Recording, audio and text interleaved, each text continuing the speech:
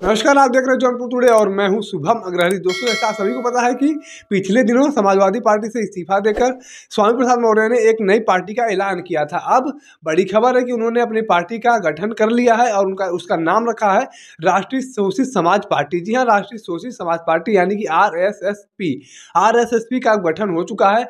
और उन्होंने कल 22 तारीख को दिल्ली के तालकटोरा स्टेडियम में अपने समर्थकों के साथ उस पार्टी का गठन किया है।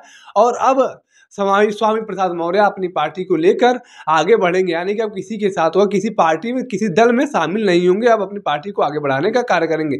अगर स्वामी प्रसाद मौर्य की बात की जाए तो स्वामी प्रसाद मौर्य काफ़ी दिनों तक, लगभग 20 साल तक बहुजन समाज पार्टी से जुड़े हुए थे और बहुजन समाज पार्टी के कद्दावर नेताओं में से एक माने जाते थे।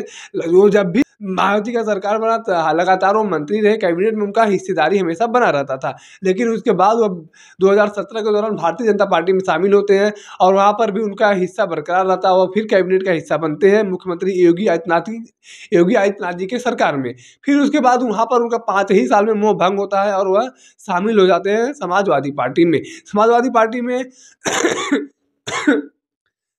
पार्टी में शामिल होते हैं और विधानसभा चुनाव लड़ते हैं फिर से समाजवादी पार्टी के साथ, और बड़े बड़े दावे करते हैं, लेकिन एक भी दाव काम नहीं आती। और यहाँ तक कि वो खुद की विधानसभा के चुनाव को हार जाते हैं और फिर से शुरू होता है उनका एक नया पैतरा। और वह अब जैसा आपको दिख रहा है कि उन्होंने अपनी समाजवादी पार्टी को छोड़कर एक नई पार्टी का गठन कर लिया है। हालांकि आपको बता दें कि स्वामी प्रसाद मौर्य समाजवादी पार्टी में उस वक्त शामिल तो हो गए थे, लेकिन उनकी बेटी जो है संघमित्रा मौर्य, वह अभी भी सांसद है भारतीय जनता पार्टी से।